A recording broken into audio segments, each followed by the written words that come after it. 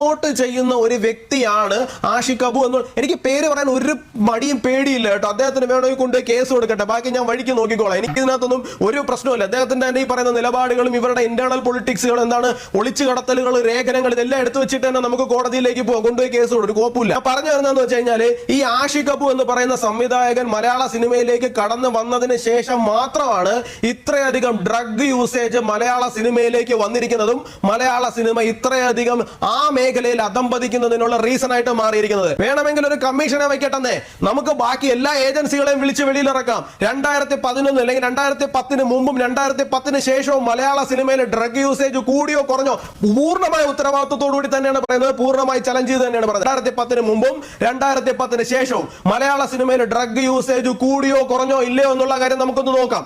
ആരൊക്കെയാണ് ഇതിന്റെ പുറകിലേക്ക് വന്നിരിക്കുന്നതെന്ന് നമുക്ക് നോക്കാം.